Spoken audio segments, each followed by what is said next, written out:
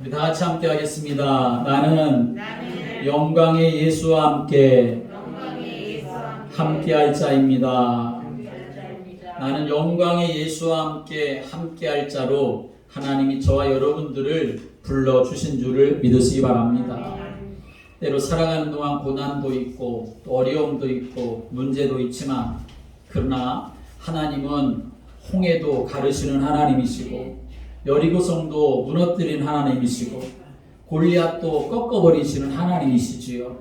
오늘 우리가 그리스도 예수 안에 있는 언약 우리가 분명히 붙잡고 또 믿음을 선포하며 나아가면 우리는 영광의 예수와 함께할 자로 하나님 그렇게 축복하시는 줄을 믿으시기 바랍니다.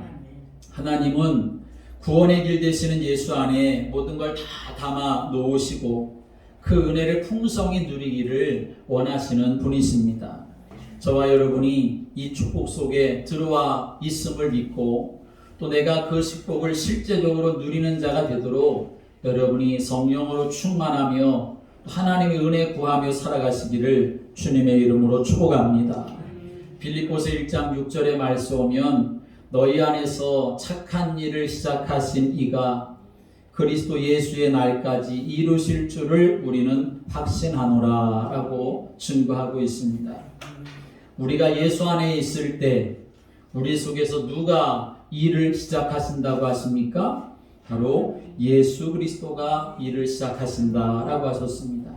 무슨 일을 시작하십니까? 착한 일을 시작하신다라고 말씀하고 계시죠. 여러분, 시작하시는 게 아니라 이미 시작하신 줄을 믿으시기 바랍니다. 하나님이 예수 안에서 우리에게 은혜를 주셔서 하나님 자녀 삼으시고 성령과 능력을 이미 우리에게 주신 줄을 믿으시기 바랍니다. 그 능력이 되시는 성령님이 우리 안에 들어와서 우리와 함께 계시는 것입니다. 우리의 모든 죄를 사하시고 십자가의 피로 우리를 의롭다 하시고 우리의 기도에 응답하시고 앞으로 더 영광스럽고 풍성한 응답을 우리에게 주시도록 지금도 일하시고 계시는 줄을 믿으시기 바랍니다. 분명히 우리 주위에 또 이 지역과 그리고 또 교회 안에서라도 흑암 권세가 마귀 권세가 그렇게 활동을 하고 가정과 가문에도 저주와 재앙이 그렇게 역사하지만 우리가 예수 생명, 예수 능력, 예수 권세로 이 모든 흑암의 세력들을 다 이기고 승리하도록 하나님이 이미 시작하시고 하나님이 이미 역사하고 계시는 줄을 믿으시길 바랍니다. 이 역사를 하나님이 이미 예수 그리스도 안에서 성령으로 시작하셨다라고 약속하고 계시는 거죠. 이미 우리를 의롭다 하시고 응답하실 것을 시작하셨고 또 그렇게 약속을 이루어 가시는 분이십니다. 하나님이 이미 시작을 하셨기 때문에 우리는 이제 어떻게 하면 되느냐? 그리스도 예수의 날까지 이루실 줄을 우리는 확신하노라 라고 말하는 것처럼 확신하면 되는 것입니다. 주는 그리스도시요 살아계신 하나님의 아들이십니다. 우리가 그 사실을 믿고 확신하며 나아가면 되는 것입니다. 그 확신 가지고 날마다 깨닫고 날마다 듣고 날마다 배우고 날마다 하나님의 은혜와 능력 가운데서 말씀 가운데서 우리가 인도받으면서 살아가게 되어지면 그리스도 예수의 날에 하나님의 시간표를 따라 응답하시고 역사하시고 영광의 예수의 그 참여하는 축복을 우리가 함께 누리도록 하나님은 다 예비해 놓으신 줄을 믿으시길 바랍니다. 그러므로 이 코로나 시대에 뒤로 물러나 침륜에 빠지는 자가 되지 말고 하나님 자녀된 믿음의 정체성을 분명히 붙잡고 여러분들이 예배에 승리하고 말씀과 기도에 좀 더 집중을 하고 전도와 선교에 마음을 담고 여러분의 삶의 방향이 그런 쪽으로 나아가 하나님이 기뻐하시는 삶이 되는 하나님이 축복하시는 은혜 속에 있는 여러분들이 되시기를 주님의 이름으로 축복합니다. 오늘 예수님이 베드로, 야고보, 요한 세 명의 제자를 따로 데리시고 높은 산에 올라가셔서 예수님이 전에 보지 못했던 모습으로 변형되어지는 모습을 변화되는 모습을 예수님의 제자들에게 보여주셨는데 오늘 1절과 2절의 말씀에서는 하나님 자녀된 자들의 정체성에 대해서 분명하게 말씀하고 있습니다. 여러분, 우리가 신앙생활하는데 신앙생활을 제대로 하려면, 하나님 앞에 바르게 하려면 하나님 자녀된 정체성을 분명히 해야 합니다. 내가 누구냐, 하나님 앞에서 내가 어떤 사람이냐, 그걸 여러분이 분명히 해야 고난이 오고 어려움이 오고 문제가 오는데도 낙심하지 아니하고 하나님을 바라보며 나아갈 수가 있게 되는 것이요. 그런데 오늘 1절과 2절의 말씀에서는 하나님 자녀의 정체성을 말씀하고 있는데 어떻게 말씀하십니까? 1절과 2절의 말씀 다시 한번 읽어보겠습니다. 시작. 엿새 후에 예수께서 베드로와 야고보와 그 형제 요한을 데리시고 따로 높은 산에 올라가셨더니 그들 앞에서 변형되사 그 얼굴이 해같이 빛나며 옷이 빛과 같이 휘어졌더라. 아멘. 예수님의 제자는 몇 명입니까? 12명이잖아요. 그렇죠? 근데 오늘 예수님이 12명을 다 데리고 가신 것이 아니라 3명만 따로 그렇게 데리고 가셨다. 야고보, 요한, 베드로 3명만 특별히 더 선택하셔서 데리고 가셨다라고 하는 것입니다. 여러분, 우리 하나님 자녀들의 정체성이 어디에 있느냐? 바로 이렇게 예수님이 따로 3명을 선택하셔서 데리고 가셨던 것처럼 나는 하나님의 선택받은 사람이다. 그것이 바로 여러분의 하나님 자녀된 정체성인 줄을 믿으시길 바랍니다. 같이 하겠습니다. 나는 하나님께 선택받은 사람이다. 여러분은 하나님께 선택받은 사람인 줄을 믿으시기 바랍니다. 하나님이 여러분을 선택하셨습니다. 보배롭고 존귀한 사람으로 여러분을 선택하신 거예요. 죄 가운데서 여러분을 의의 자리로 선택해 주신 겁니다. 마귀에게 종로로 타고 붙잡혀 살고 있는데 거기서 여러분을 선택하셔서 건져내셔서 하나님의 자녀로 하나님 나라의 자리로 옮겨 주신 줄을 믿으시길 바랍니다. 이런 확신이, 이런 마음이 우리에게 있어야 하는 겁니다. 문제가 와도, 고난이 와도, 이 코로나 시대 속에 우리가 살아도 나는 하나님이 선택한 사람이야, 나는 하나님 앞에 부름받은 사람이야 라고 하는, 나를 하나님의 자녀로 선택해 주셨으니 하나님 나를 하나님 나라의 일꾼으로, 나를 통해서 하나님의 뜻이 이루어지는 세계복음화의 사람으로, 나는 하나님 앞에 선택받은 사람이다, 하나님 나를 그렇게 사용해달라고 하나님 앞에도 기도하며 나아가시기를 주님의 이름으로 축복합니다. 요한복음 15장 16절에 예수님이 분명히 말씀을 하셨습니다. 너희가 나를 택한 것이 아니요 내가 너희를 택하여 세웠나니 인 너희로 가서 과실을 맺게 하고 또 너희 과실이 항상 있게 하여 내 이름으로 아버지께 무엇을 구하든지 다 받게 하려 함이니라 라고 말씀하셨습니다. 열매도 맺고 응답도 받고 우리가 하나님의 살아계심을 증거할 자로 하나님이 여러분들을 선택하여 주신 줄을 믿으시기 바랍니다. 오늘도 우리가 하나님 앞에 나와 예배 드린다는 것 내 의지로 나온 것 같지만 온라인으로 오늘도 시간을 정하여 하나님 앞에 예배드리고 교회 와서 또 대면으로 예배를 드리는 이 모든 일, 하나님의 선택하심 속에 여러분이 있게 되었다는 사실을 믿으시길 바랍니다. 우리가 그걸 놓쳐버리면 우리는 그저 사정되는 대로, 형편되는 대로 그렇게 살아가는 사람이 되고 말겠지요.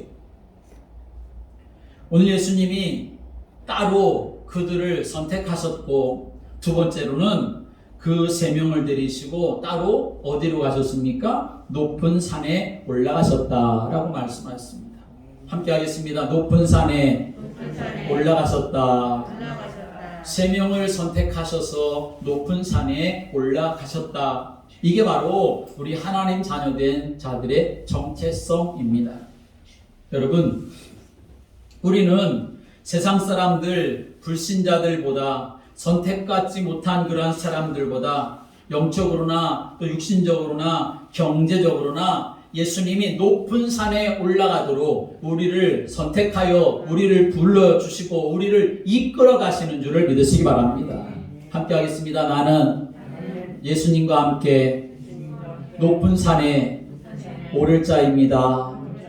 나는 예수님과 함께 예수님이 나를 높은 산으로 인도해 주시도록 그렇게 우리를 불러주시고 또 우리가 그런 보장 속에 있게 된 줄을 믿으시길 바랍니다.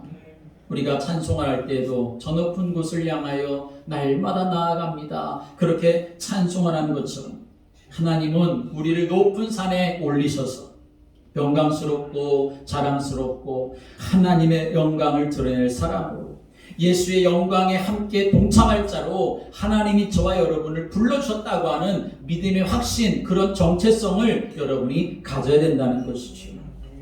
나를 통해서 하나님의 뜻이 이루어지고 하나님의 지혜와 능력이 나타나고 나를 통해서 세계복음화해야 되기 때문에 하나님은 하나님의 자녀를 높은 곳에 세워주신다는 것입니다.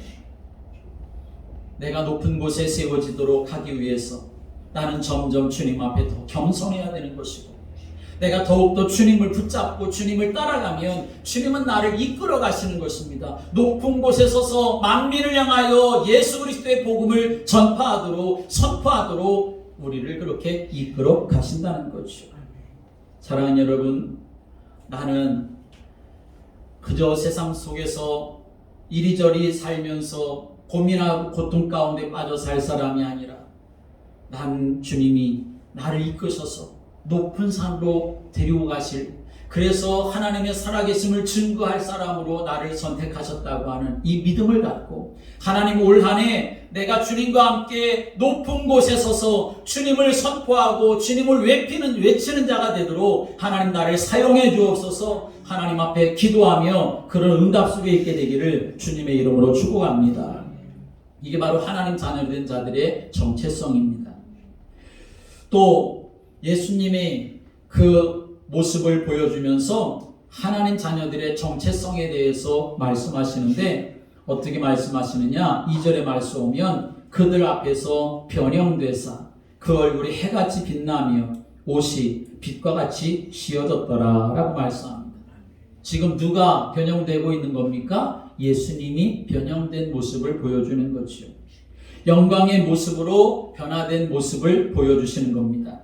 예수님이 사람의 모양으로 오셨고 지금 사람들 틈 사이에서 지금 계시니까 제자들이 생각할 때에도 예수님이 그저 우리와 별반 다를 바 없는 그런 존재로 생각이 되었는데, 그런데 사실은 예수님은 영광 중에 계신 분이시고 그 영광의 주님이 지금 너희와 함께 하신다라고 하는 사실을 예수님이 제자들에게 보여주고 계시다는 것입니다. 예수님이 지금 3명의 제자들을 따로 데리고 높은 산에 올라가셔서 당신의 그 변형된 모습을 보여주시는 것은 예수님 자신을 뽐내려고 그렇게 제자들에게 보여주시는 것이 아니라는 거죠. 사람들 틈에 있고 사람의 모양으로 오셔서 우리와 전혀 다를 바가 없는 그런 분이지만 그러나 사실은 이 예수님이 바로 하나님이시다라고 하는 사실을 보여주는 것이고 그 하나님이신 예수님이 지금 너희들과 함께하는 거야 하는 사실을 예수님이 보여주시려고 한다는 것입니다. 여러분, 예수님이 육신적으로 이 땅에 계실 때 어떤 모습이셨습니까? 이사야 선자는 예수님이 이 땅에 오시면 어떤 모습을 가질 거라고 이 이사야 선자가 미리 예언하기도 했지만 그는 고운 모양도 없고 풍채도 없고 힘없고 가난하고 멸시받고 천대받고 결국에는 침뱉음 당하고 그리고 조롱당하고 죽는, 인간적으로 보면 참 보잘것없는 그런 가장 약한 모습을 가지신 모습이지요. 왜 그렇습니까? 사실은 예수님이 그렇게 되신 것은 우리 인간의 연약함과 아픔과 고통과 슬픔과 멸시 천대를 예수님이 다 체휼하시면서 우리를 이해하고 우리를 구원하고 사랑하시기 위해서 멸시받는 모습을 예수님이 가지셨던 것이죠. 그런데 예수님의 본래 모습이 그렇게 멸시받고 조롱받고 천대받아야 될 모습이 결코 아니지 않습니까? 원래 예수님은 하나님이시죠. 하나님의 본체이시지 않습니까? 그래서 오늘 2절 말씀은 예수님의 본래 모습을 지금 제자들에게 보여주고 계시는 것이죠. 그렇게 가난하고 멸시받고 천대받고 약한 예수가 아니라 얼굴이 해같이 빛나고 그 옷이 빛과 같이 휘어진, 감히 눈을 뜨고 바라볼 수 없는, 감히 주님을 쳐다볼 수가 없는 그러한 모습, 그 하나님의 모습을 예수님이 보여주고 계시는 거지요. 그 예수님이 지금 너희들과 함께한다. 그런 나 자신인데 내가 너희들과 함께하는 거야. 예수님이 그것을 보여주고 알려주신다는 거죠. 여러분, 우리가 세상 살다 보면 때로는 가난하고 때로는 문제가 심각해서 참 어렵고 고운 모양도 없고 풍채도 없는, 여러분 그럴 수 있지만 우리 중심에는 하나님의 빛, 사랑의 빛, 생명의 빛, 그 영광의 광채로 빛나는 그 예수님이 저와 여러분의 삶 속에 함께 하시는 줄을 믿으시길 바랍니다. 그래서 우리가 중대한 문제가 있을 때 불신자들 낙심하고 염려하고 원망하고 불평하고 싸우고 그러지만, 그럴 때 우리도 똑같이 그 사람들과 같이 그런 모습을 보이는 것이 아니라 빛으로 함께 하시는 예수님이 나를 통해 역사하시도록, 생명으로 역사하시는 예수님, 능력으로 역사하시는 예수님이 지금 이 자리에 역사하시도록 나를 사용해 주시고 예수님이 그렇게 역사하시도록 기도하는 성도들 되시기를 주님의 이름으로 축복합니다. 이게 바로 우리가 가져야 될 정체성이라는 것입니다.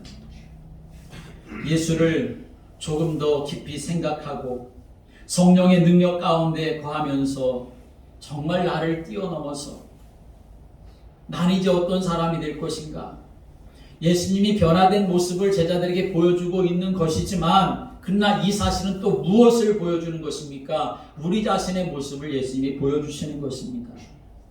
예수님이 이제 우리 안에 계시니까, 그 영광의 예수님이 우리 안에 계시니까 나도 그저 지금까지 살아왔었던 것처럼 육신의 정욕, 안목의 정욕, 이생의 자랑 가지고 그냥 여전히 살아갈 존재가 아니라 예수님이 영광의 모습으로 그렇게 변형된 모습을 보여주시는 것처럼 예수 안에 있는 우리들도 이제는 이전 것은 지나가고 보라 새 것이 되었다라고 말씀하시는 것처럼 우리도 날마다 예수의 은혜로, 예수의 능력으로, 예수의 생명으로 변화된 인생 살아갈 것을 우리에게 약속해주고 계시는 것입니다.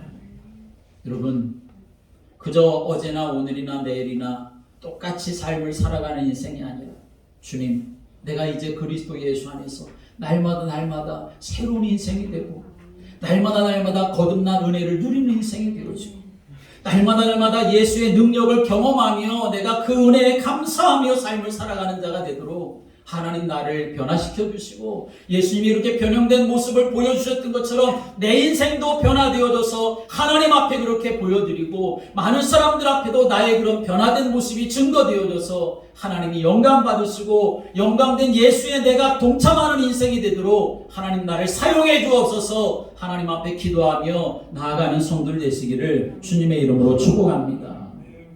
우리 이런 정체성을 갖는 자가 되어야 하는 것입니다. 주님이 나를 선택하셨고 주님이 나를 높은 산으로 그렇게 올려주실 것이고, 그리고 예수님 변형된 모습 나와 함께 예수님이 나와 함께 계시는 것을 내가 알고 나도 이제는 그런 변화된 인생으로 주님이 축복하실 것이라고 하는 그런 믿음의 정체성을 우리가 갖는 자가 되어야 하는 것입니다.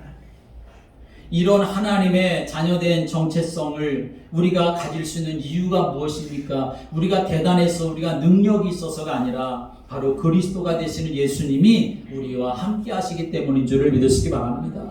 그래서 우리는 어떤 삶을 살아가야 되느냐? 함께 하겠습니다. 오직 예수가 되는 삶을 우리가 살아가야 하는 것입니다. 오늘 8절의 말씀 오면 제자들이 눈을 들고 보매 오직 예수 외에는 아무도 보이지 아니하더라 라고 말씀합니다.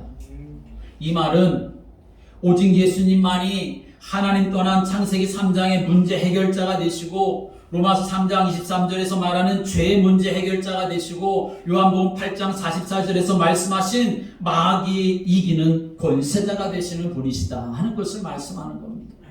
여러분, 이 문제 우리가 완전히 해결받은 줄을 믿으시기 바랍니다. 그리고 여전히 우리가 이 땅의 삶을 살아가고 있기 때문에 죄가 우리에게 끊임없이 다가오고 마귀가 우리에게 끊임없이 다가오고 하나님을 놓쳐버리게 만드는 일들이 우리에게 수없이 닥쳐오는데, 그런데 그 안에서 우리가 승리하는 삶을 살아가려면 다른 것 없습니다. 오직 예수가 되어야 한다는 것입니다. 내게 성령으로 충만한 삶이 되어져야 이게 가능하게 되어진다는 거지요. 그래야 믿음의 정체성이 나한테서 더욱더 밝게 빛날 수 있는 그런 삶을 살아갈 수가 있게 되어지는 것입니다.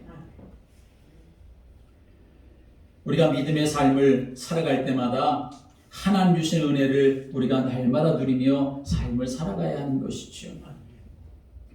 오직 예수로만 우리는 죄 문제 해결받을 수 있고 하나님 자녀로 사단의 권세를 다 이기며 살아갈 수 있습니다. 이것을 예수님이 어디서 이루셨습니까? 십자가에서 이루셨습니다. 십자가에서 당신의 피를 흘리고 당신의 생명을 들여서 그 일을 이루신 것입니다.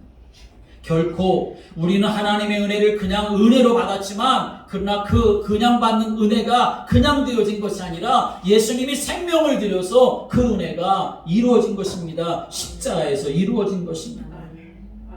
그래서 십자가 없는 믿음은 믿음이 아닙니다. 그런데 오늘날 많은 사람들은 어떻습니까? 평안하기를 원하지만 그러나 십자가를 바라보지 않습니다. 하나님의 은혜와 응답을 우리가 원하지만 그러나 십자가를 지려고 하질 않습니다. 십자가를 등한시합니다. 예수님의 그 보혈의 은혜, 우리가 정말 내가 간절히 사모하고 내 머리부터 발끝까지 내 모든 삶 속에 전 영역에 넘쳐 흐르기를 간절히 원하며 믿음의 삶을 살아가야 되는데 그것은 저 멀리하고 그저 어떻게 하면 내 힘으로 살아갈까? 어떻게 하면 내가 가진 것으로 살아갈까? 어떻게 하면 내가 계획을 잘 세워서 이 계획대로 될까? 그러면서 삶을 살아가는 거죠. 여러분, 오직 예수로만 마귀도 이길 수 있고 오직 예수로만 하나님 자녀된 축복을 누릴 수 있다는 사실을 오늘 성경에서 우리에게 말씀하고 있는 것 여러분이 분명히 붙잡고 오직 예수 되기 위해서 말씀 속에 거하고 기도 속에 거하고 하나님 앞에 내 자신을 드리는 예배 속에 거하는 성도들이 되시기를 주님의 이름으로 축복합니다. 그게 바로 뭐냐? 유일성을 바르게 갖는 것입니다. 유일성을 바르게 해야 하는 것입니다. 3절과 4절의 말씀 한번 읽어볼까요? 3절, 4절. 그때에 모세와 엘리야가 예수로 더불어 말하는 것이 그들에게 보이거늘 베드로가 예수께 여쭈어 이르되 주여 우리가 여기 있는 것이 좋사오니 만일 주께서 원하시면 내가 여기서 초막 셋을 짓되 하나님 주님을 위하여 하나님 모세를 위하여 하나님 엘리야를 위하여 하리이다. 예수님이 놀라운 모습으로 변화되고 하늘에서 구약에서 가장 능력 있는 대표자인 이 모세와 엘리야가 내려와서 예수님과 함께 대화하는 모습을 보았던 베드로는 너무나 감동을 받은 것입니다. 너무나 큰 감동이 있어서 정말 뭐라도 지금 다 하고 싶은 마음이 이 베드로한테 생겼던 거예요. 그래서 베드로가 말합니다. 주님, 우리가 여기 있는 것이 너무나 좋아 보입니다. 내가 여기다가 초막 셋을 짓겠습니다. 하나는 주님을 위해서, 하나는 모세를 위해서, 하나는 엘리야를 위해서 지을 테니까 우리 여기서 사시죠. 주님을 위해서 내가 집을 짓겠습니다. 주님을 위해서 내가 헌신하겠습니다. 지금 베드로가 그렇게 말하고 있는 것입니다.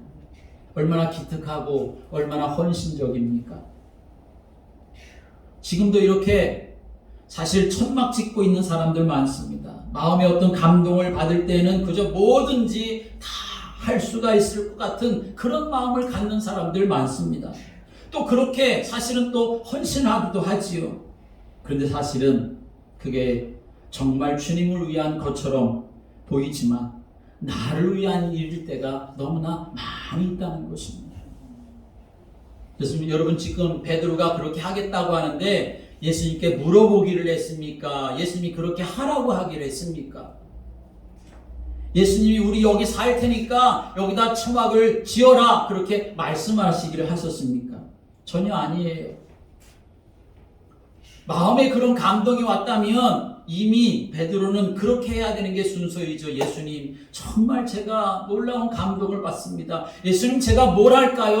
어떻게 할까요? 그렇게 예수님께 물었어야 그게 바른 것이겠지요. 그런데 예수님께 묻는 건 다 뒤로 하고 그냥 내 생각대로 내 감정대로 그렇게 해나가는 모습을 오늘 베드로가 우리에게 보여주는 것이요. 사실 이 베드로가 여기다 초막셋을 짓겠습니다 라고 이렇게 말하는 것은 인본주의를 말하는 것입니다. 하나님의 뜻 상관없이 육신적인 생각, 자신의 욕심, 자기의 만족, 그것을 말하는 거고 보여주는 것입니다. 여러분, 우리가 하나님의 자녀가 됐다라고 하는 이 말은 우리는 하나님의 인도를 받고 성령의 인도를 받아야 될 존재가 되었다라고 하는 말이 되는 것입니다. 우리는 이제 십자가에 다 못 박힌 죽은 존재고, 내 안에 누가 살아계시는 것이냐? 예수께서 살아계셔서 내 마음과 생각에 감동 주시고 나를 가르쳐 주시고 생각나게 하셔서 하나님 나라를 이루어가는 삶으로 우리가 살아가도록 이끌어 주시는 그런 존재가 된 것입니다. 그런데 여전히 베드로는 그런 예수님을 보면서도, 그런 예수님과 계시면서 같이 있으면서도 그런 감동이 왔었을 때, 예수님 내가 어떻게 할까요? 예수님, 이 내 뜨거운 마음 내가 어떻게 하면 주님의 영광을 위해서, 하나님 나라를 위해서 삶을 살아갈까요? 나를 가르쳐 주십시오. 나를 인도해 주십시오. 나를 사용해 주십시오. 하나님 앞에 그렇게 기도해야 되는데 그건 다 뒤로 하고 그저 내가 생각되는 대로, 내 감정대로, 내 계획대로 그렇게 나아가는 사람이 되고 말았던 거죠. 사랑하는 여러분, 여러분 안에는 인본주의적인 이런 천막이 있지 않습니까? 다 허물어버리고 나를 위해서가 아니라 복음을 위해서, 내 뜻을 위해서가 아니라 주님의 뜻을 위해서, 내 인생의 왕국을 위해서가 아니라 하나님 나라를 위해서 내가 하나님 쓰임받기를 원합니다. 하나님 나를 그렇게 가르쳐 주십시오. 하나님 나를 그렇게 인도해 주십시오. 하나님 앞에 기도하며 하나님의 은혜 구하는 성도들 되시기를 주님의 이름으로 축복합니다. 내 뜻대로가 아니라 주님의 뜻을 깨닫고 주님 뜻 따라 하나님 나라를 응답으로 누리는 그러한 성도가 되도록 하나님 오늘 우리에게 가르쳐주고 계시는 것이죠. 또 모세는 율법주의를 말하는 것입니다. 율법주의라고 하는 것은 너 바르게 행하지 못해서 그렇게 됐어. 왜 바르게 살지 못하느냐? 남을 정죄하고 비난하고 판단하는 그런 것을 말하는 것입니다. 그러나 주님의 피로 값주시고 사신 이 복음의 공동체인 교회는 주님의 사람으로 하나가 되어야 하는 것이지요. 다른 사람 볼 때 그 다른 사람 자꾸만 비난하는 마음이 들거나 판단되거나 손가락질 되거나 남이 정죄되는 사람은 사실 은혜 못 받은 사람이 되고 마는 것이죠. 율법 아래 여전히 있는 사람입니다. 은혜 아래 있어야 되는데 하나님의 은혜 아래, 사랑의 은혜 아래, 용서의 은혜 아래, 그렇게 회복의 은혜 아래 그렇게 있어야 되는데 여전히 율법 아래 있어가지고 그저 정죄하고 판단하고 비난하는, 살리는 사람이 아니라 죽이는 사람이 되어지고 마는 것이요. 갈라디아서 3장 10절의 말씀이 오면 무릇 율법 행위에 속한 자들은 저주 아래 있나니 기록된 바 누구든지 율법 책에 기록된 대로 모든 일을 항상 행하지 아니하는 자는 저주 아래 있는 자라 하였느니라 말씀하고 있습니다. 우리가 율법 아래 있으면 사실은 그 율법이 나쁜 것이 아니라 율법을 통하여 무엇이 죄인지 무엇이 잘못되인지 깨닫게 해서 은혜 아래에 나아가도록 하는 그런 몽학선생 역할과 하는 가정교사와 같은 역할을 하는 것인데, 율법 아래 여전히 매여 있으면 그저 나는 죽일 놈이야, 저 사람도 참 저거 큰일 날 사람이야, 그렇게밖에는 생각 못한다는 것이요. 그게 바로 저주 아래 있는 것이나 마찬가지 되는 것입니다. 여러분, 우리 행함으로 구원받을 수 없습니다. 율법으로 구원받을 수 없습니다. 그래서 우리에게 은혜의 복음을 하나님이 주신 것입니다. 용서의 복음, 구원의 복음 우리에게 주신 것입니다.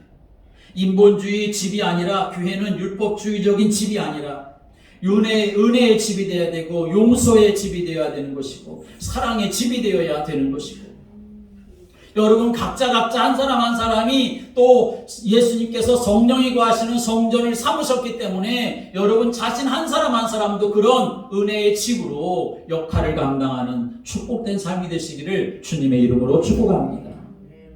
엘리야는 신비주의를 말하는 것입니다.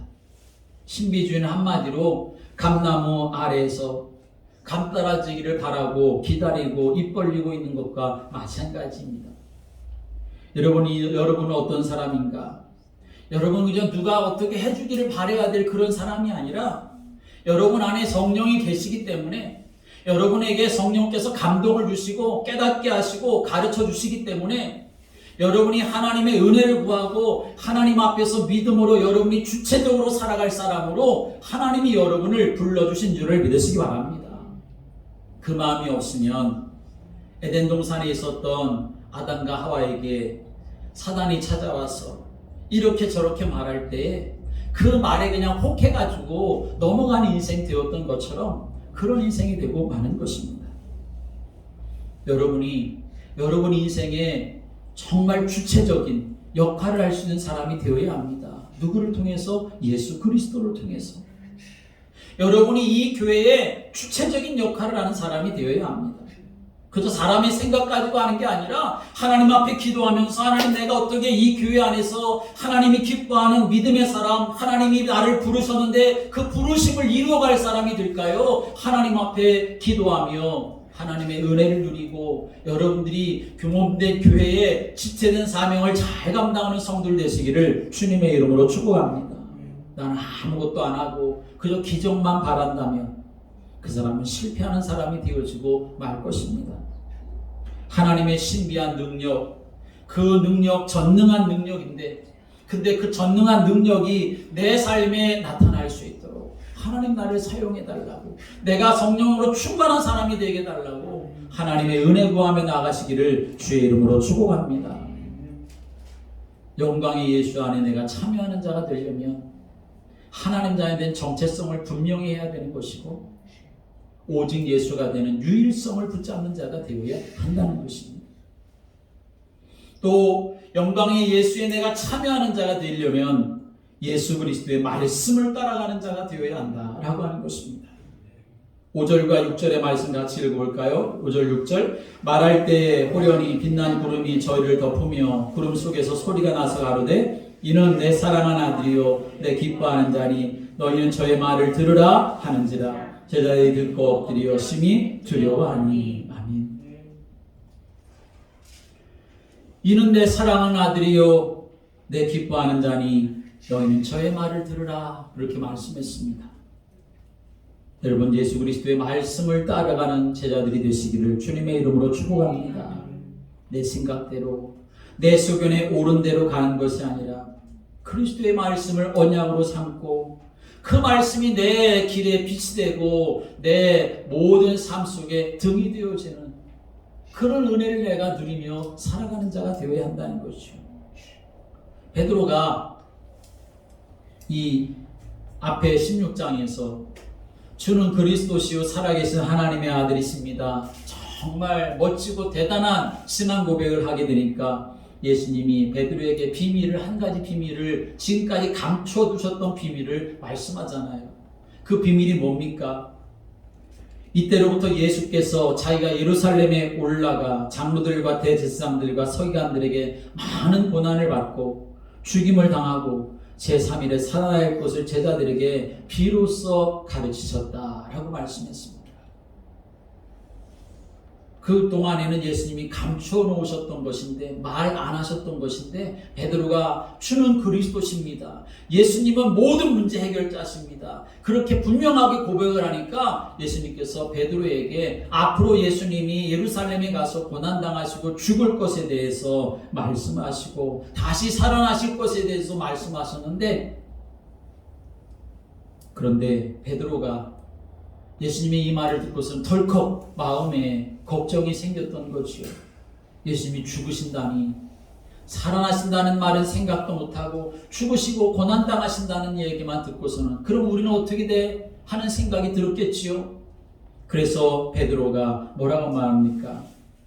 베드로가 예수를 붙들고 간하여 가로되 주여 그리마옵소서, 이 일이 결코 주에게 미치지 아니하리이다 라고 이렇게 말합니다. 예수님 어떻게 감히 그럴 수 있습니까? 예수님 절대로 그러시면 안 됩니다. 십자가 지지 마시라고. 예수님이 죽으시면 안 됩니다. 예루살렘에 올라가시면 안 됩니다. 그렇게 자기 생각에 자기 소견에 옳은 대로 그렇게 말한 거지요. 그러자 예수님은 곧바로 베드로를 책망하십니다. 예수께서 돌이키시며 베드로에게 이르시되 사탄아 내 뒤로 물러가라. 너는 나를 넘어지게 하는 자로다. 네가 하나님의 일을 생각하지 아니하고 도리어 사람의 일을 생각하는도다 라고 말씀을 하시죠. 하나님의 일을 생각하지 아니하고 자기 소견에 좋은 대로 그렇게 생각하고 말하다가 예수님으로부터 사탄아 내 뒤로 물러가라 라고 이렇게 말씀하십니다. 며칠 전에는 바요나 시몬아 네가 복되도다 그렇게 말씀하셨는데 며칠도 안 되어서 사탄아 물러가라 라고 이렇게 말씀하시죠. 예수님이 변덕이 죽 끓듯이 끓어서 그렇게 말씀하시는 것입니까? 결코 아닙니다.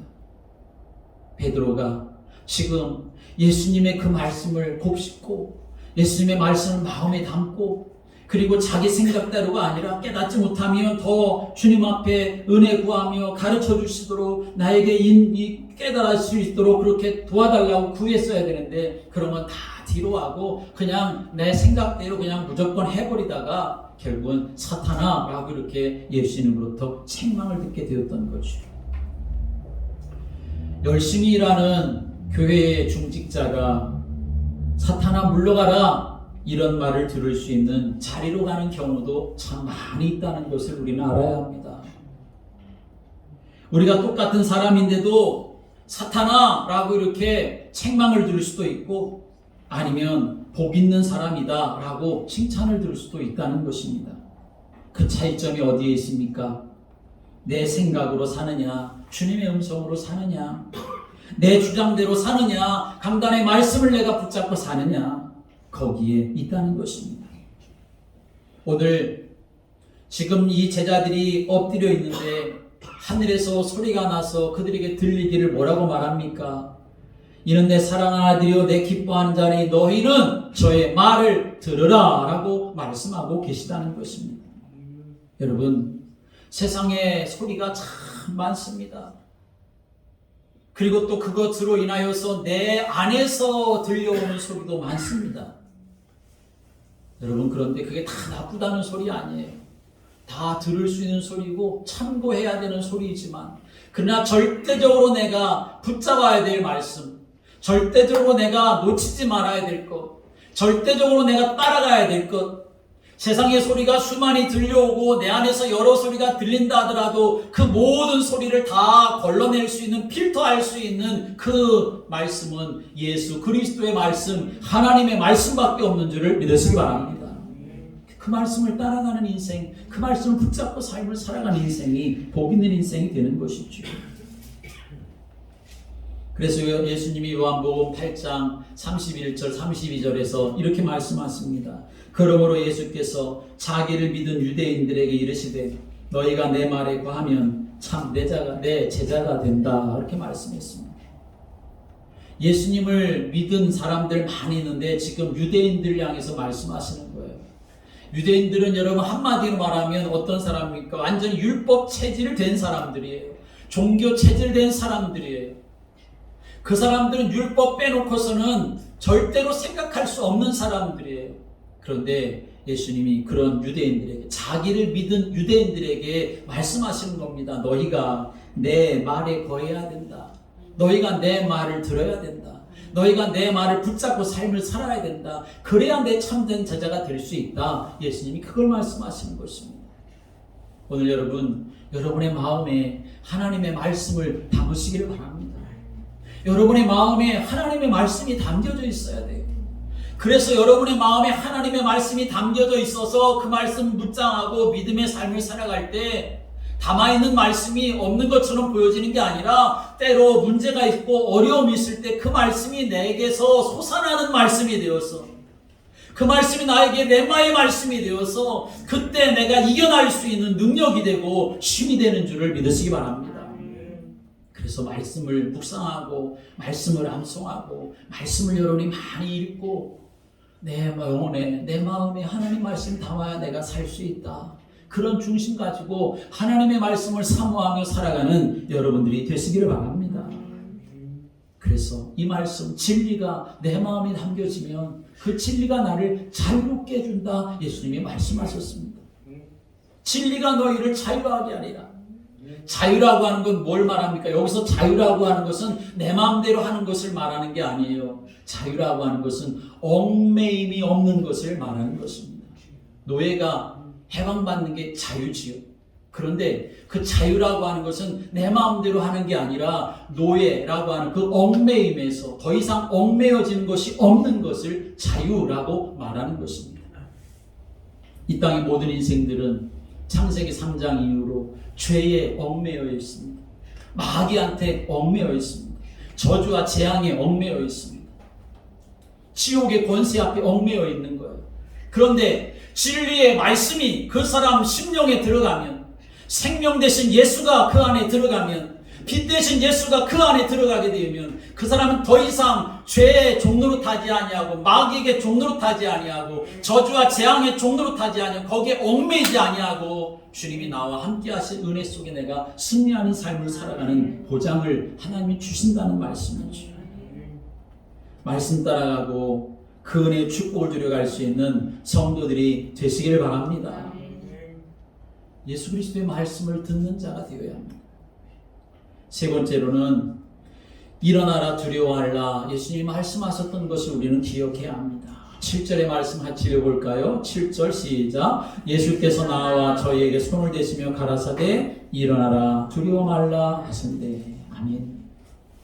지금 제자들이 그 놀라운 광경을 보면서 마음에 큰 감동도 받지만 지금 무섭고 두려워서 그들이 엎드려 있었다 말씀하지요. 6절에 제자들이 듣고 엎드려 심히 두려워했다 이렇게 말씀합니다. 그런데 예수님이 어떻게 하십니까? 그들에게 오셔서 그들에게 손을 대시면서 손을 두드려 주시면서 그들의 등에 손을 얹으시면서 일어나라 두려워하지 말아라 예수님이 말씀하고 계시다는 것입니다. 여러분, 복음은 하나님의 능력이 되는 줄을 믿으시기 바랍니다. 무서워 주저앉아 있는 자를 일어나게 하는 능력입니다. 눈이 어두워져 있는 자를 보게 하는 능력입니다. 어디로 가야 될지 무엇을 해야 될지 알 수 없을 때 방황하는 자에게 바르게 가야 할 곳을 가르쳐주는 빛이 되는 말씀이 되는 것입니다. 그래서 이사야 60장 1절의 말씀 오면 일어나라 빛을 발하라 이는 내 빛이 이르렀고 여호와의 영광이 내 위에 임하였습니다 라고 말씀합니다. 주님은 우리를 일으켜 세우시기를 원하시는 분이십니다. 여러분이 코로나 때문에 어떻게 될까 두렵고 무서워하는 것에서 주저앉는 게 아니라 믿음의 삶을 살아가는데 방해되어지는 여러 가지 일들이 있을 때 거기에 주저앉아 있는 것이 아니라 나는 주저앉아 있을 사람이 아니라 일어나라고 하셨으니 일어나 빛을 발할 사람으로 나를 부르셨으니 내가 일어나겠습니다. 내가 일어나서 빛을 발하는 사람이 되겠습니다. 두려워 떠는 자가 아니라 예수님이 두려워하지 말라 일어나라 말씀하셨으니 내가 주님을 향하여 일어서겠습니다. 내가 복음의 깃발을 들고 일어서겠습니다. 하나님 앞에 그렇게 나아가는 성도들 되시기를 주님의 이름으로 축복합니다.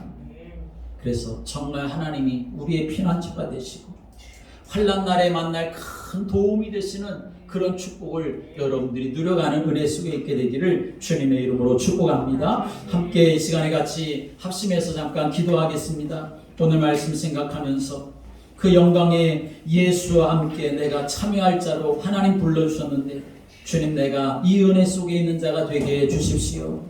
정말 오직 예수가 되는 믿음 갖게 해주십시오.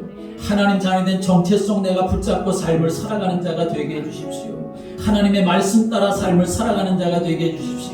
세상에 많은 일들이 있지만 그러나 그것 때문에 두려워하고 염려하는 인생이 아니라 일어나라 두려워하지 말라 주님 말씀하셨으니 그 말씀 생각나고 그 말씀에 응답을 이뤄가는 자가 되게 해주십시오. 주님 앞에 우리 주여 함께 부르시고 합심해서 기도하겠습니다. 주여